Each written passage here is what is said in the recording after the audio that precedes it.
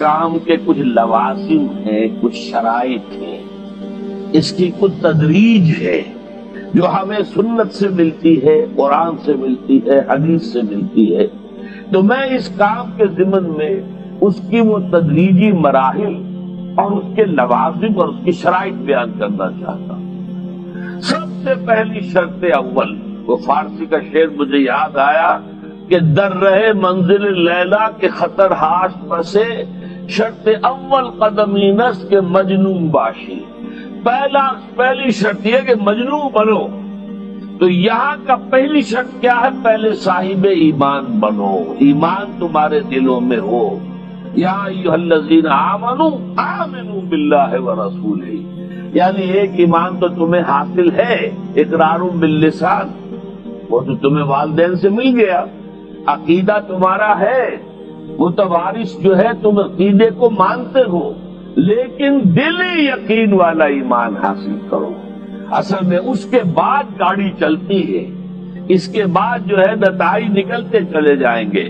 لیکن اگر وہاں ایمان کی کمزوری ہے تب اوپر سے کوششیں کریں گے، نتیجہ نہیں نکلے گا، آگے ہم بڑھ نہیں سکیں گے، ہمارے جو جد و جہد ہے وہ کامیابی سے امکنار نہیں ہوگی۔ اس جیسے ہی ہے جیسے ہم درخت لگانا چاہ رہے ہیں جس کی جڑ ہی نہیں ہے۔ آپ زمین کھود کر درخت جو اس کے اندر گاڑ دیں گے تو زمین تو نہیں پکڑے گی اس کو، وہ تو نیچے سے جڑ ہو اور پھر درخت جو ہے اس سے ابھرے، تو وہ ہوتا ہے کہ جس کے لیے یوں سمجھیے سرسبز درخت بنے گا۔ اس حوالے سے سب سے پہلا قدم کیا ہے؟ ہم اپنے گریبانوں میں جھانکے، اپنے دلوں کو ٹٹولے، وہ یقین والا ایمان ہے یا نہیں؟